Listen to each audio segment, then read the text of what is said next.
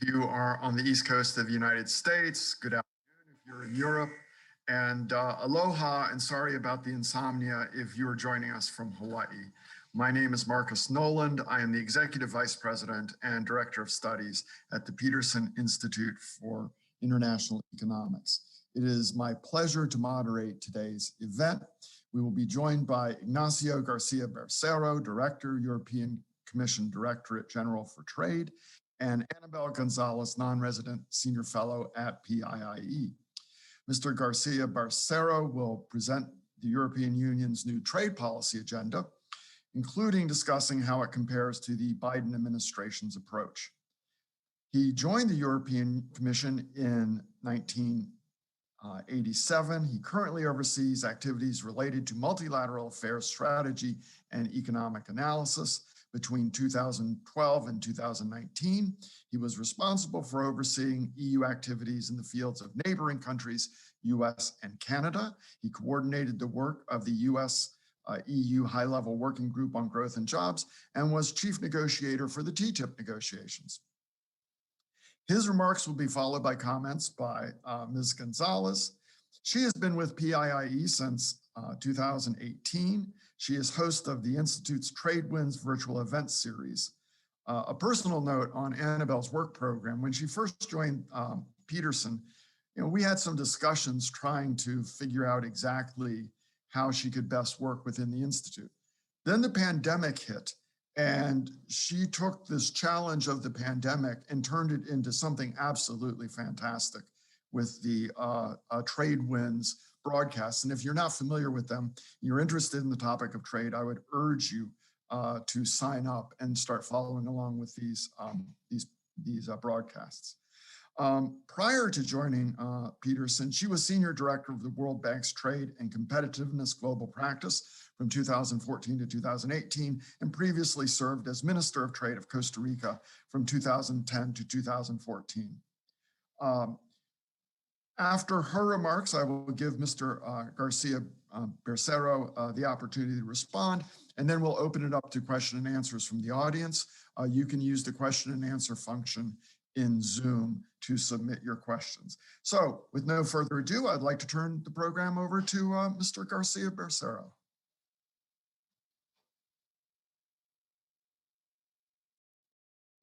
Thank you very much, Marcus, and it's really a great pleasure to have this opportunity to talk in the Peterson Institute and to present to you and debate about the new trends in European Union trade policy.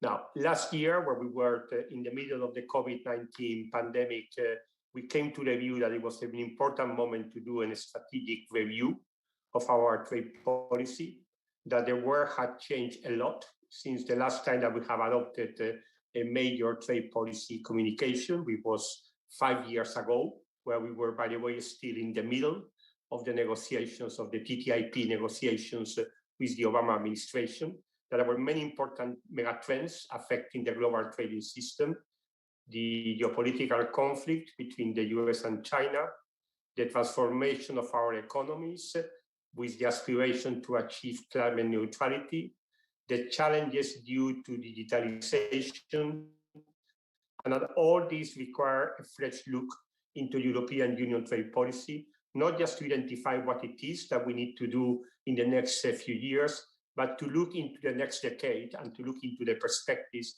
about how we see trade policy developing. 2 weeks ago, we produced a policy document where we actually reached the conclusions of the review of our trade policy, and we characterize the European Union trade policy and a trade policy that should be open, very clearly committed towards openness, that should be sustainable, and you will see that sustainability is very much at the core, at the center about what we want to achieve in trade policy, and we should also be assertive. We should be able to defend forcefully our interests, but always doing it in accordance with our international commitments. So these are the 3 key parameters in which we would see the European Union trade policy developing.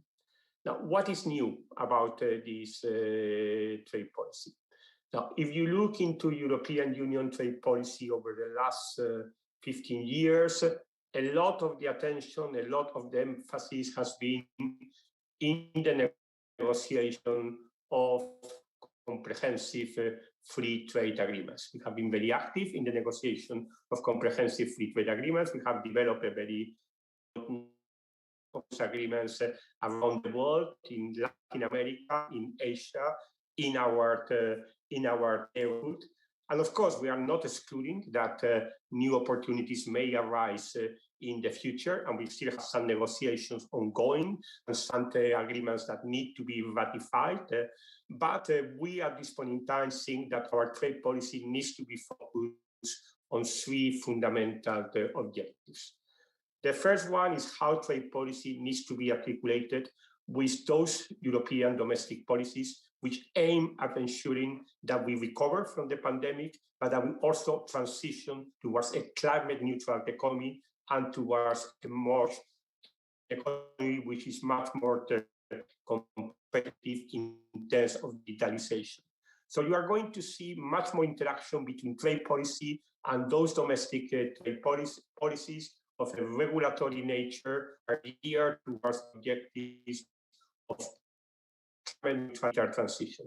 And if I can point out this closer connection between trade policy and domestic policies is, in my sense, also one of the messages that you get when you actually hear about the new trade policy of the Biden administration. The need to establish a much closer interaction between what you do externally through your trade policy and economic objectives that you are trying to achieve through your domestic policies.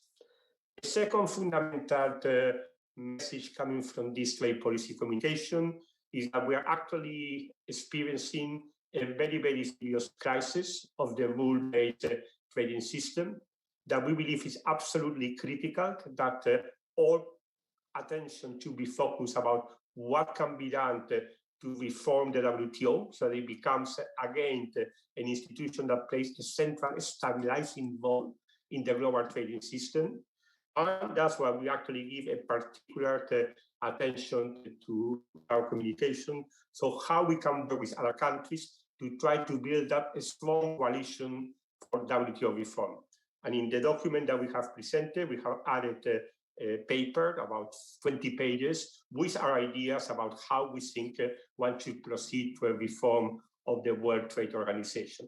And I will come in more detail later on because this is one of the areas where, again, I hope there is a good opportunity for close transatlantic cooperation. I mean, after all, the WTO would not have existed if it hadn't been for very close cooperation between the United States and the European Union when the Uruguay round was negotiated. And I think it falls now upon the United States and the European Union to put our energy towards ensuring that there can be an effective reform of the World Trade Organization.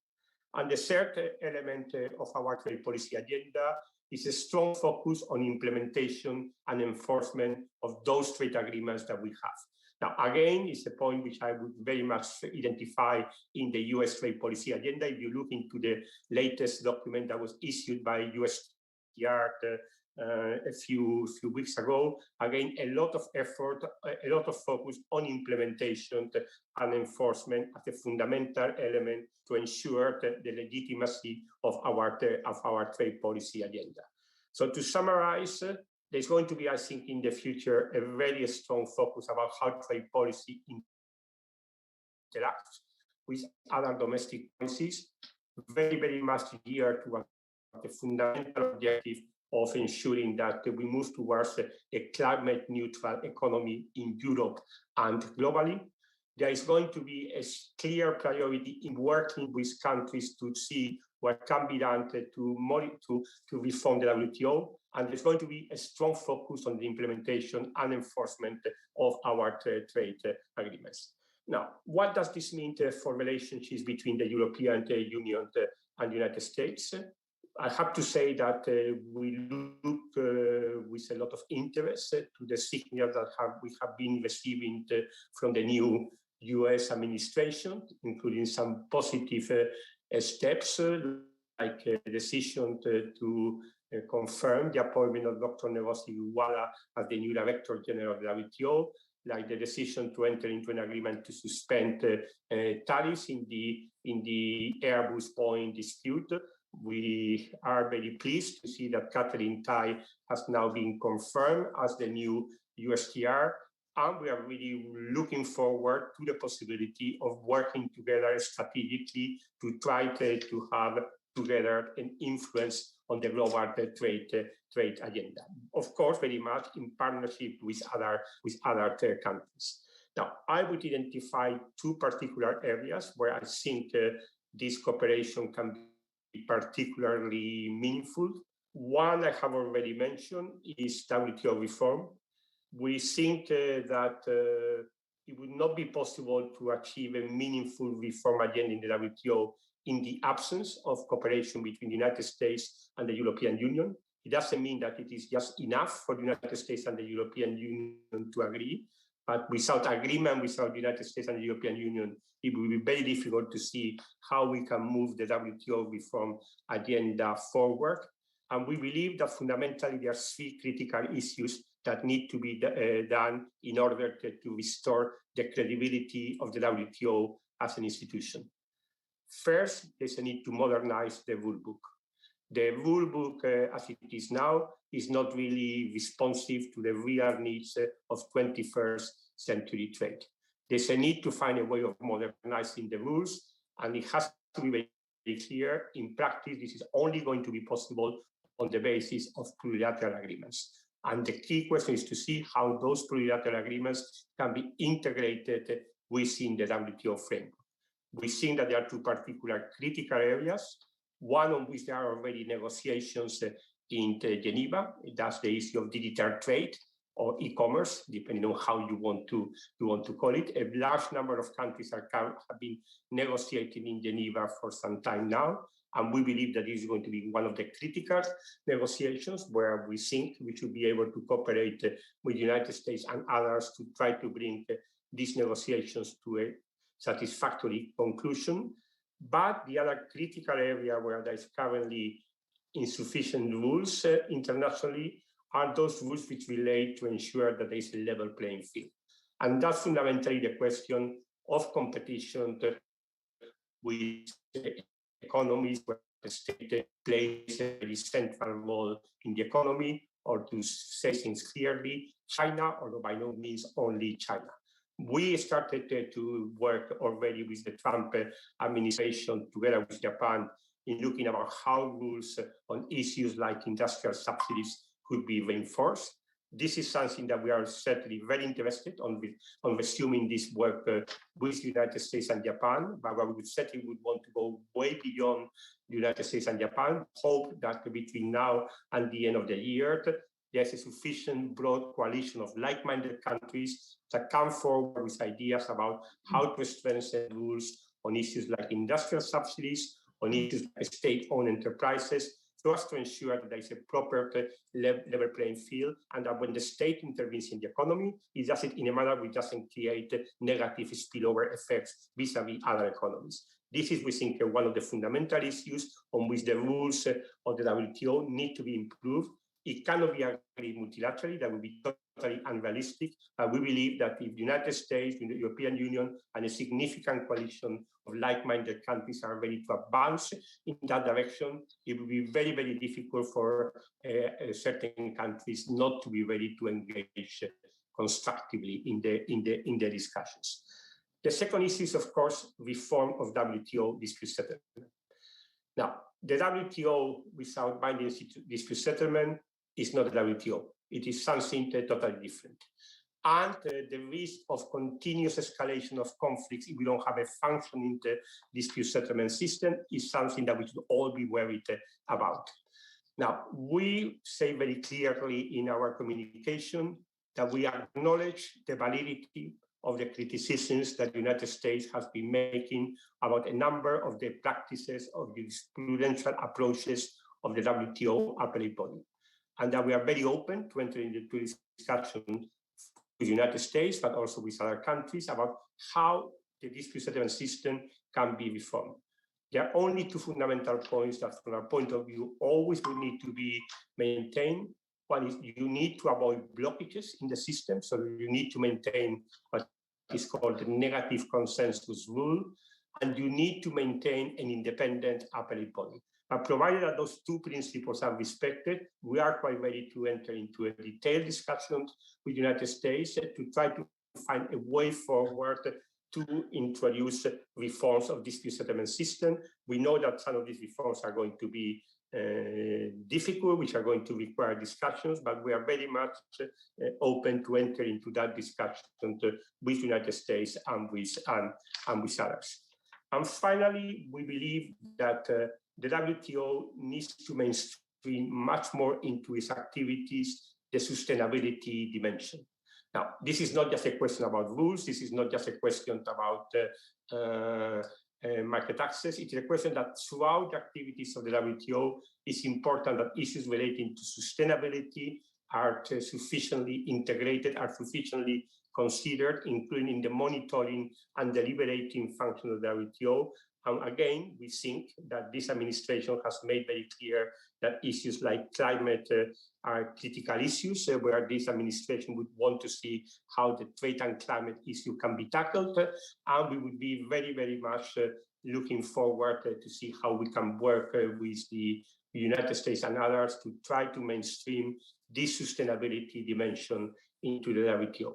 So I would say we are very much looking forward to engage actively with the new US administration. We have heard with interest the signal by Catherine Tai that the United States should play a leading role when it comes to the reform of the WTO, and that they want to be partners, and we certainly would want to be very clear.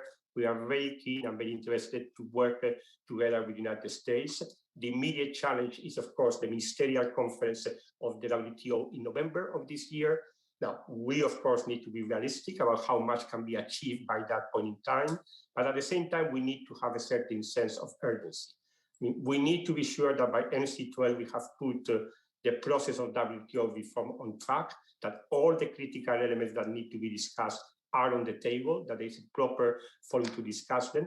We say view that by the time of the next ministerial meeting, MC13, 2 years after that, is going to be critical that we can show meaningful outcomes in terms of reforming the 3 critical issues that I have mentioned: modernizing the rule book through open plurilateral agreements, restoring WTO dispute settlement, and enhancing the monitoring and supervision function of the WTO, very much also with the point of view of mainstreaming sustainability into its work. Just a few additional words on this question of sustainable development, because of course, when it comes to the issue of sustainable development, which is central for European Union trade policy, we see a lot of opportunity to cooperate with the United States, not only in the context of the WTO, also bilaterally. We are going to be both working very much to ensure a successful outcome of COP26. We have said in our trade policy communication that we are very much expecting that all those G20 countries which have trade agreements with us, or which are negotiating trade agreements with us, have a clear commitment towards climate neutrality by climate neutrality, and that national determined contributions put those countries in this path of climate neutrality. We are also going to be taking some initiatives with important implications, like a carbon border adjustment measure that we will design very carefully so that it is consistent with our WTO obligations. And these are all issues on which we certainly will be very interested on having a deepened discussion with the United States, so that we work as much as possible together towards fulfilling these climate objectives. Now, there are other issues on which we think there can be a strong cooperation with the United States. You are aware, for instance, that we have proposed the establishment of a Trade and Technology Council that can look into how we can cooperate also on the digital sphere, on different areas. So we see potentially deep cooperation with the United States, although I would say the central element is going to be, from our point of view, can we, both of us, give now political priority to working on WTO reform? Because if we do not succeed for WTO the next 3 years, I think we are risking having a very damaging fragmentation of the global trading system. I just think that we would both be very negatively affected if we do not manage to ensure that there is a rule-based functioning trading system that provides a baseline for the economic engagement. So I would leave it at this, and of course, very interested to see what Anabel has to say, and then to further questions that the audience may ask. Thank you. Thank you. And Anabel, the floor is yours. Thank you. Thank you very much, Marcus, for your kind introduction. And thanks to Ignacio for the presentation of the strategy. And it is my pleasure to say a few words about it.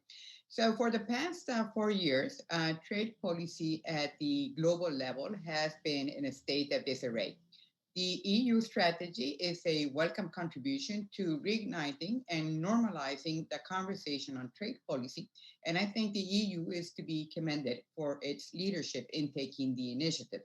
The Commission does not shy away in recognizing the important role that trade and trade policy cooperation can play at a time of economic transformation and geopolitical instability, and presents what I think is a constructive and timely trade strategy to achieve its objectives and priorities. Now, the EU strategy is important to the rest of the world, to the United States and to the rest of the world for at least 3 reasons. First, as the EU is the biggest exporter and importer of goods and services worldwide, the strategy will help set and shape the trade policy agenda at the global level. Second, the EU's review puts WTO reform at the front and center of the world's trade policy discussions, as we just heard from Ignacio, and provides members with a blueprint to achieve concrete progress for the next ministerial conference. And third, the strategy is actually an invitation for EU partners, especially the United States, to engage and work together in leveraging trade to prepare for the world of 2030. Now, the EU strategy touches upon many points. In my comments, I will take a look at it from these 3 perspectives that I just mentioned. So the first point that any country or any group like the EU needs to answer when designing its trade policy is, what is the role for trade policy? So here the EU has several answers. First, the EU strategy underscores that trade policy should continue to perform its core function of facilitating the exchange of goods and services in a manner that creates opportunities and economic welfare, focusing on benefits for citizens, workers, and business. So that trade is a tool for enhancing prosperity is an important reminder to make, even if it comes on page 9. Now, in line with this, the strategy recognizes that trade will be critical for the EU's recovery from the pandemic and that of its trading partners, and underscores the importance of openness, transparency, and stable rules-based system coupled with cooperative frameworks for fair and equitable access to critical supplies. It recognizes that all of this is key to strengthen the resilience of supply chains and hence their sustainability. So one high point in my view of the strategy is that resilience of critical chains is not about onshoring or reshoring of global value chains, but rather about these elements that I just mentioned. Now, the EU also assigns trade policy a role in supporting its geopolitical interests. And one important point here is that cooperation with partners is placed in the context of supporting multilateralism and the rules-based international order, priorities that have also been expressed by the Biden administration. So the EU extends a hand to the US to work on WTO reform, and I will come to this in a moment. In the case of China, it's a more nuanced approach. The priority is to build a fair and rules-based economic relationship, including the expectation that China will take up greater obligations in international trade and in dealing with the spillovers of its state capitalist system. Now, trade relations with neighboring countries and Africa will be a priority. Others apparently not that much, at least at the bilateral level. Now, if measured by the number of words in the document, the most important role the EU assigns to trade policy is to support the transformation of the EU economy in line with its green and digital objectives. And Ignacio was making the point that, trade policy is also to be an enabler of other domestic policy objectives in view of this strategy. Now, the first point, the EU will foster, and I think we heard from Ignacio, a stronger environmental agenda in the WTO. It would also use its network of bilateral agreements and bilateral relations to strengthen provisions on sustainability, as well as to promote respect for core human and labor rights, including action against child labor. Now, the EU is working, we've heard, on a proposal for a carbon border adjustment mechanism, which risks being extremely controversial depending on implementation details. So this is a discussion to be continued in the future. Now, increased unilateral standard setting activity in this area could also be controversial, as in the case, for example, of agriculture. Now, on the digital transition, the strategy advocates the rapid conclusion of an ambitious and comprehensive WTO agreement on digital trade in line with EU values.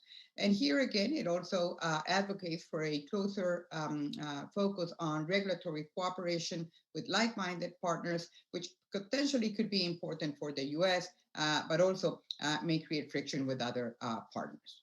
So more broadly, while recognizing the importance that trade policy can play in these two realms, in recalling Jan Timbergen, a renowned European Dutch economist, one should be more cautious about assigning, or I think one should be cautious in assigning too many objectives to trade policy. If anything, because this makes it more difficult for trade policy to deliver. Also, using trade policy to promote EU values abroad may likely lead to confrontation with other countries, particularly in the developing world.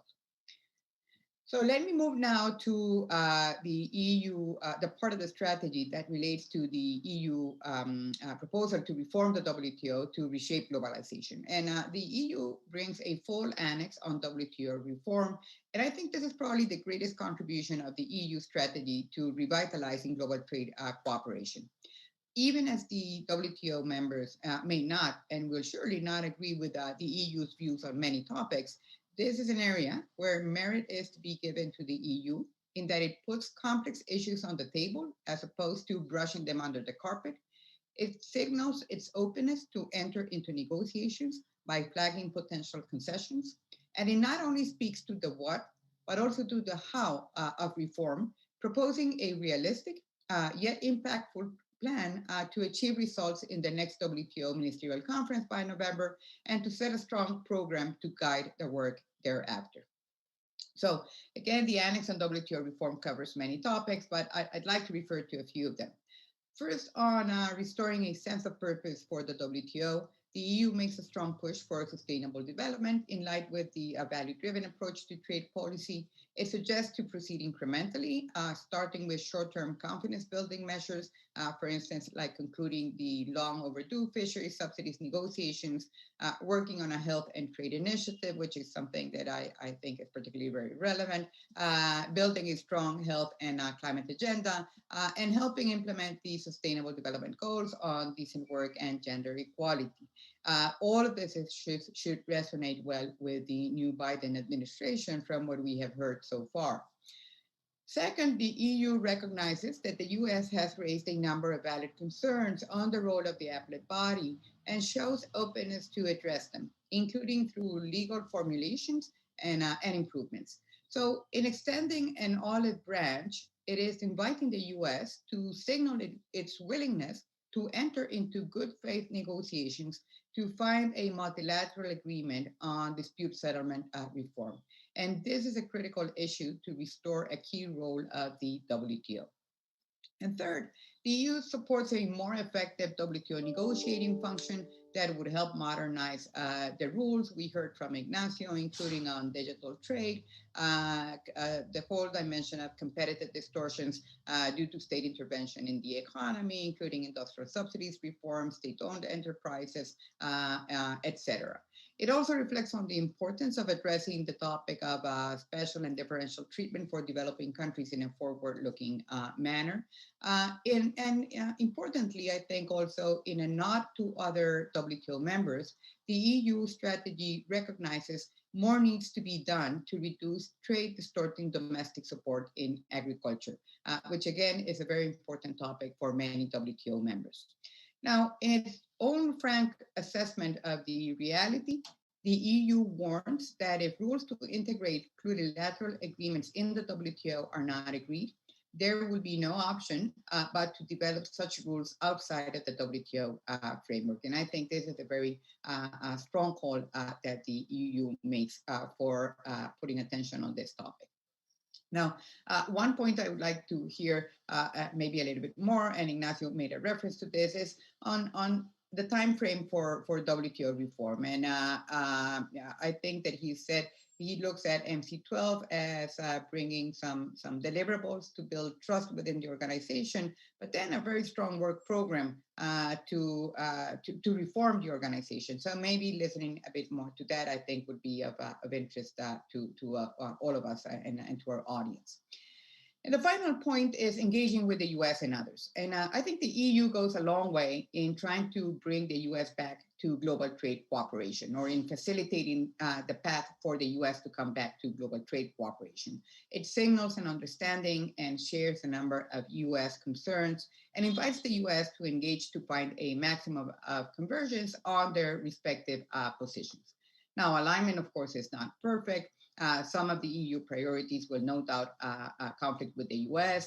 Bilateral EU-US trade conflicts remain, and in spite of some positive initial gestures, a lot is to be done to improve the bilateral relationship.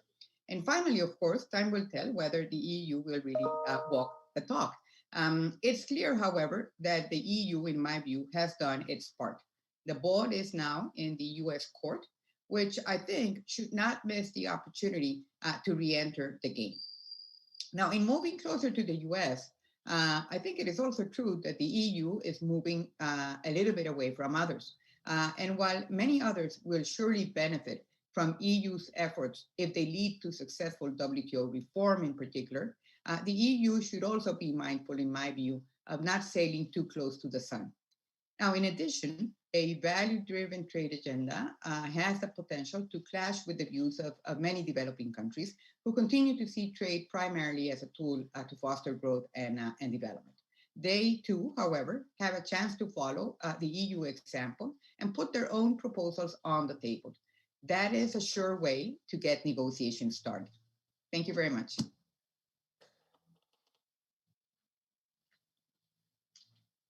Thank you. Before we move on to questions, I was wondering if Mr. Garcia Bercero had any responses that he would like to make. Well, I mean, first of all, to thanks a lot, Anabel, for her very useful comments, which I'm very, very, very much welcome. I think that one issue where you wanted me to perhaps be a little bit more specific is the question of what it is that one can aim to achieve by NC12. So I'm happy to share a few thoughts on that. And then perhaps also this question about avoiding that we are seen as just engaging with the United States and leaving other partners to one side. I have seen also a lot of questions in the chat function, but I'm sure, Marcus, that you will come to those later on. Now, our view is that we need to be realistic, but at the same time, we need to be able to employ political capital to be sure that by NC12, we have put the process of WTO reform on track. This is going to require some combination of some confidence building measures that has been, by the way, very much emphasized by Dr. Negosi. That was one of her main themes in her campaign to become Director General of the WTO. The two areas where everyone is looking into in terms of what can be achieved before or at the latest by MC12 is, as Anabel has already indicated, fisheries subsidies. This is a negotiation we have been going for too long. It's very important for the credibility of the WTO to be able to develop an outcome that contributes towards sustainability. It's a very difficult negotiation, so I would not underestimate the difficulties involved, but I think we really need to make a political effort to try to bring these negotiations to conclusion. And we need to find some form of resolution about this whole debate about trade and health.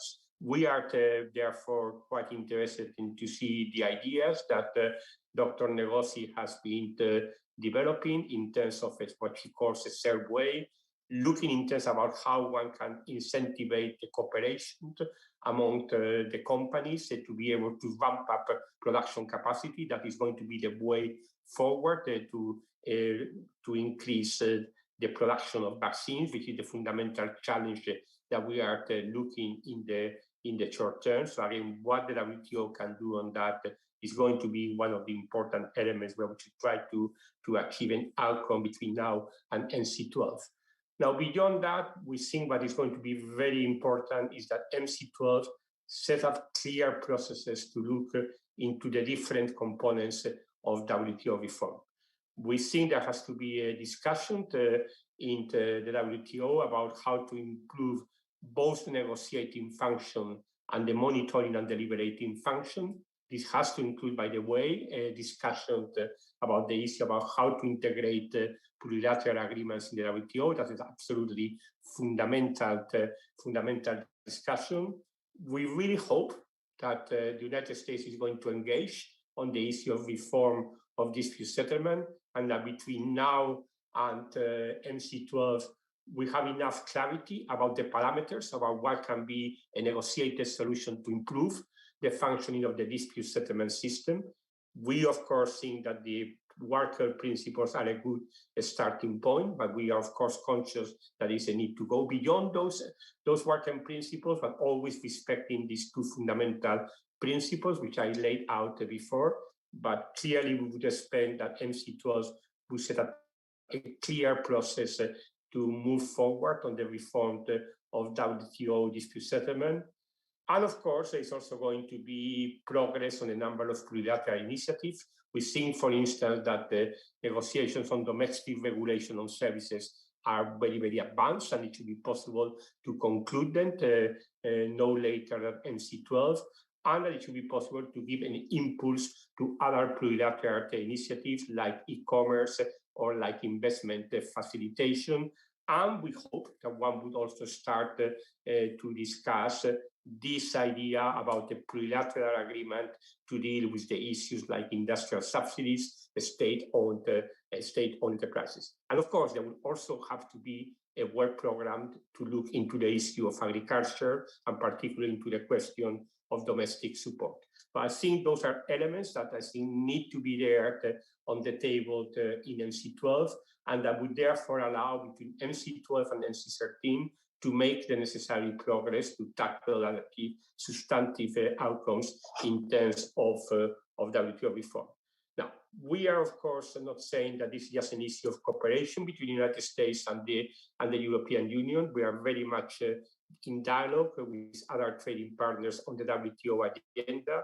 We have a process of discussion with China. We are starting a process of discussion with India. We signal the importance of interaction with African countries that are going to play a very, very important role in the WTO. So certainly our effort is to try to identify a multilateral agenda that takes into account the different interests of members in the WTO. And of course, as we develop our own autonomous initiatives on issues like CBAM, we will be extremely mindful about designing them in a manner which is in line with our WTO commitments. I was listening with a lot of interest, by the way, yesterday to the program that you had, Anabel, with Jim Bacchus and Jeff Schott. I can assure Jim that it is perfectly possible to design a C-band based on the Europe emission trading system, which is compatible with the WTO. But I think that the proof of the pudding is in the eating. So as soon as there is a proposal on the table, which will be probably the case in June, I will be very interested to hear the views of Jean on this particular matter. So I think I would leave it. I would leave it at that. But I mean, I see there's quite a few interesting questions in the chat. So I'm looking forward to answer to others. We do have a large number of questions, and I apologize in advance. We are not going to be able to get to them all. I'm going to abuse my position as the moderator to ask the first one. Last week, my colleague Eva Zhang and I put out a paper through the Peterson Institute in which we argued that had there been no pandemic, or if the Trump administration had been somewhat more effective in its response, that Donald Trump would have likely been reelected, losing the popular vote, but winning in the Electoral College. My question to you is this. From your perspective at the Commission, how durable is the US shift back towards more conventional diplomatic values and multilateral strategies? How does your assessment of that affect your strategy and your tactics? Well, I think that's a very, very good question, Marcus, and we are all aware about the political fragility of the situation, not only in the United States, also in other Western democracies.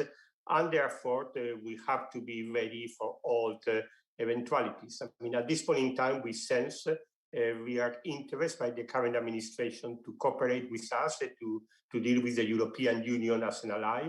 And I can assure you it's a relief to come again to this type of interaction between the United States and the European Union. And we certainly hope that these 4 years would help us to cement this relationship and to see how we can jointly together help to better shape the global trading system, because this is something we both have an interest on having a functioning global trading system. We share values.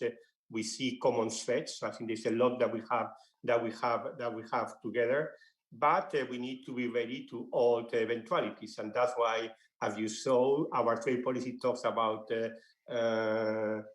openness, sustainability, and assertiveness, or put it in a different way, open strategic autonomy. We need to be able to have the tools to defend ourselves in case that we are threatened, or in case that we are subject to the kind of unpleasant situations that we had to experience over the last 4 years. I mean, there are a number of tools that we already have. There are others that we may need to develop. To give you an example, we are working on a proposal for what we call an anti-coercion instrument, something that would allow us to react quickly and in accordance with public international law if certain actions are taken by the United States, by China, by no matter whom. But I mean, we are very much of the mind of trying to work cooperatively, but we need to be ready for all eventualities. Thank you. We have a question from Mr. John Bruton, the former Taoiseach and former EU ambassador to Washington. He asks, what concerns might the EU have about the contents of a possible US trade deal with the UK, with particular reference to the implications for the Ireland Trade Protocol? Yes, you're getting all the easy questions this morning, Ignacio. Well, we don't have any particular concerns about the deal between the UK and the United States, although listening to Catherine Tai, we didn't get the impression that it was something that was going to happen very quickly. But I mean, in case we have no particular concerns in that front, we wish the UK well in its negotiations with the United States. I mean, if we read the US Congress well, we would be very surprised if any deal would be reached without the UK. That would not imply the need for the UK to fully respect the Northern Ireland Protocol. So I don't know, John, where I was missing some particular dimension to your question, but basically speaking, the UK and the US, if they negotiate a trade agreement, we don't have any particular reason for us to be concerned about that. And we certainly know that in the US Congress, respect of the Northern Ireland Protocol is something that has a very, very strong support in the US Congress. Thank you. We have three questions that all relate to China, and I think that they can probably be successfully grouped. First, from Wendy Cutler, with regard to transatlantic cooperation on challenges posed by China to the trading system, you stressed rulemaking in the WTO, which is important. Can you elaborate on other areas where we can work together on China economic issues outside the WTO? How do you respond to critics that argue that the CAI could undermine transatlantic cooperation on China? Then, Marianne Schneider-Petzinger asks, what are the implications of the EU-China Comprehensive Agreement on Investment for transatlantic cooperation on trade? So obviously that is a issue that is of interest. And finally, Mr. Jean-Francois Boitin asks, industrial policy, i.e. subsidies, is making a strong comeback in the US. Will that facilitate or complicate negotiations on subsidies and state-owned enterprises with China? Well, thank you. And first, it's a great pleasure to see three good friends actually watching this event and putting questions. First to Wendy. Now, first issue is that we think it would be extremely important that we reactivate work with the United States and Japan, and that we outreach beyond the United States and Japan to a much broader group of like-minded countries to ensure that we have a common view about how the rules need to be improved in order to be able to cope with the challenges of competition with countries where the state plays a very strong role in the economy. We think that this rules dimension is absolutely critical, and we very, very much hope that the new US administration, which has been indicated that all these issues relating to China, but not only China, they want to work with allies, they will be ready to invest with us on this rules dimension. There is nothing in the CAI that in any way would prevent us from cooperating with the United States. First, we have said very clearly that although the CAI includes some important steps on issues relating to the level playing field, like forced technology transfer, like disciplines on state-owned enterprises, is by no means enough. We know that there's a need to tackle much more substantively the issue of industrial subsidies. We think that on state-owned enterprises, although we have important elements in the CAI, there's a need to go beyond what is provided for in the CAI. So we certainly believe that the need for close cooperation with the United States and others to put on the table in the context of plurilateral discussion in the WTO an ambitious package of disciplines on those issues is absolutely critical. And the CAI in no way is limiting our capacity to cooperate with the United States on issues like investment screening, on issues like how to tackle the competitive distortions in the steel sector or others. So I think our readiness to cooperate on these issues also outside the WTO negotiations is very much there. Obviously, we would be only ready to do things that are in line with our commitments in the WTO, but I would like to be clear, but also be ready to take autonomously important actions. For instance, you will be aware that we have been using very aggressively this countervailing duty instrument against subsidies. that we are in the process of developing legislation to tackle the impact of subsidies in the European market, that we are hoping also to have soon legislation that would allow us to tackle the issue of forced labor. So on all of those issues, I think there's also things that we are ready to do autonomously, and that we are ready to cooperate with United States and others. And I hope, Marianne, that also answers to your question about PIIE. PIIE in no way interferes with our capacity to cooperate with the United States on a number of issues that we both see as common challenges to ensure a level playing field when it comes to competition with China or with others. Which brings me to the very good question by Jean-François Breton. Now, I think it is true. We are seeing a more active industrial policy, not only in China, also in the United States, also in the European Union, for a number of reasons as we transition towards a climate neutral economy, as we actually look into the challenges of regulating the digital economy. We are going to see more intervention by the state. There's going to be also the issue about how to ensure resilience of value chains. On all those questions, there's going to be more state intervention.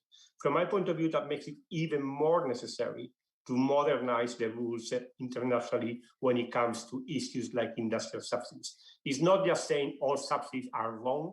I think there have to be different types of intervention, some of them which are clearly distortive, others which are perhaps can be treated in a different manner. And we believe that a balanced negotiation on the issue of industrial subsidies in a way is even more necessary when we are having more intervention by many countries in the economy, because otherwise, quite frankly, the risk is that we are going to be engaging in a subsidies world. And I think that no one would really have an interest in going in that direction. We need to ensure that when there's intervention in the economy, it's done in a manner which minimizes the distortive impact on others. And for that, you need to be able to work on modernizing the framework of rules in the WTO. As I said, not multilaterally, that would not really be feasible, but through a plurilateral negotiation. We know it's going to be difficult to convince China to engage, but I would say the more that you have a significant coalition of countries moving in that direction,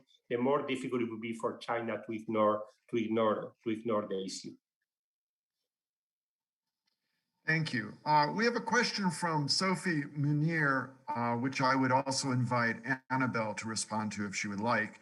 The question is, what are some of the low-hanging fruits that can be achieved fast at the WTO to show that there is momentum?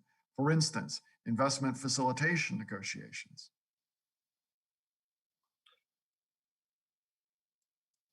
Well, I mean, I think Anabel would probably also want to comment on this, but I mean, first, hello, Sophie. It's also good to see you, that you are here.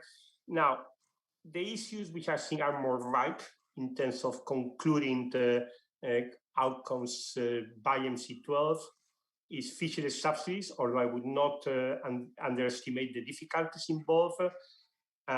Is something on trade and health, although what that something would be is still a little bit undefined. And is the conclusion of the negotiations on domestic regulation on services. Investment facilitation negotiations are advanced. It is very interesting because you have a broad participation of countries, including, by the way, a lot of African countries, which is actually quite an interesting development. You have China. You don't have yet the United States. By the way, one thing that could be interesting to see is whether the new Biden administration decides to participate in those negotiations. I think that would be very, very, very positive. I think it would be unrealistic to expect that that can be concluded by NC12, although I think, like on e-commerce, NC12 can give political impulse to those negotiations.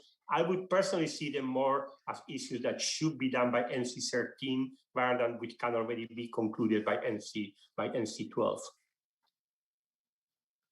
So I tend to agree with Ignacio. I would just add that I think one important part of MC12 would be to agree on work programs, very, very solid work programs on a number of issues, including these issues related to industrial subsidies, state-owned enterprises, competitive neutrality more broadly, and domestic support in agriculture. So a number of areas where I see that this work program needs to be very well defined. So I would say some clear deliverables in line, with what Ignacio was saying, and then strong, solid work programs.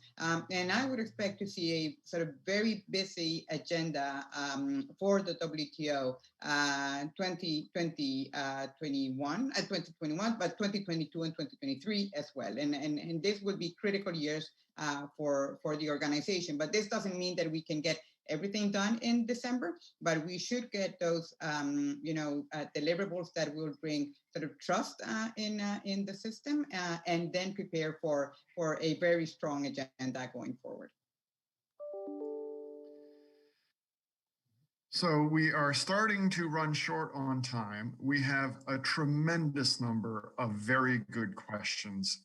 Many of them relate to essentially how can you work out concerns about either digital and e-commerce and the existing trade rules, or how do you integrate concerns about sustainability and climate into existing trade rules. And so I guess I would simply invite you in our remaining time, rather than posing one of these specific questions, to just see where you see this terrain and where could we make progress in both of these areas. And I would invite Anabel to also add any comments she might have in our remaining minutes. Well, because time is really very limited, I would be telegraphic. The e-commerce negotiations are extremely important. I think that on most issues we have common views with the United States, but there are still some issues on which we need to have a deeper discussion, particularly about how to deal with issues relating to data flows on trade agreements. That has been an issue on which we haven't yet got a convergence with the United States, although we have been tackling this in some of our recent agreements, like the agreement that we have concluded with United Kingdom. But on the fundamental questions of the negotiations, like the need to have clear provisions on localization requirements, source code, etc., I think there's a strong convergence with the United States. I have to say that China participates in the negotiation, but on some of the core issues, it has very different positions. So that's going to be a big challenge in terms of the e-commerce negotiation.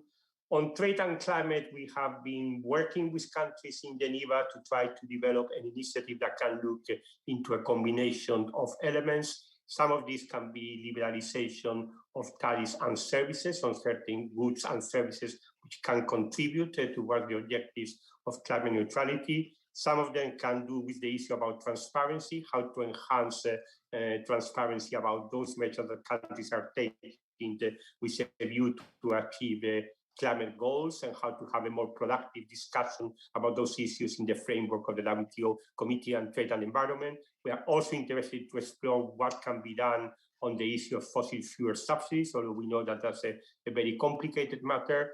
And of course, we are very much looking forward to hear what are the views of the United States. We know that the United States is certainly interested on working on those issues, but we yet do not know exactly what are the views of the United States on that. And certainly one of the questions that we will be very keen to discuss with Catherine Tai once she's in place. So I would just like to conclude by saying that I think the EU in putting out this strategy has basically started the game. But the game cannot be played alone. So it is very important, in my view, for others to come out now with their own strategies, with their own ideas, with their own proposals. And certainly this is the case of the US, which, as Ignacio was saying, is of course a key participant when we think about global trade cooperation. But this is also true for other countries as well. So, from my perspective, Kudos for the US to the EU for putting something on the table, but time now for others to follow the lead. Thank you. Well, there are some programs when I moderate, I write down a whole bunch of questions because I am afraid there is going to be dead time and pauses with nothing to say. And as I was saying to someone earlier this morning with regard to this program, I didn't think there would be any need for me to have a lot of questions in my pocket because the panelists and the audience would generate plenty. I deeply apologize to the roughly 20 people who asked questions that we didn't get to. They are some very good, very detailed questions that show a great deal of knowledge on the part of the questioner. This was an hour-long program. We could easily go another hour. And indeed, I am inviting Mr. Bercero Garcia back anytime he wants. And we can have another hour of this because clearly there's that level of interest. I would like to thank Mr. Bercero Garcia for his participation this morning. He's going on to another series of meetings after this one. Thanks to Anabel González, and thanks for all of you for viewing and submitting questions. At this point, I declare the meeting adjourned. Thank you. Thank you very much. Looking forward to part 2. Okay. Thank you. Bye-bye. Anytime.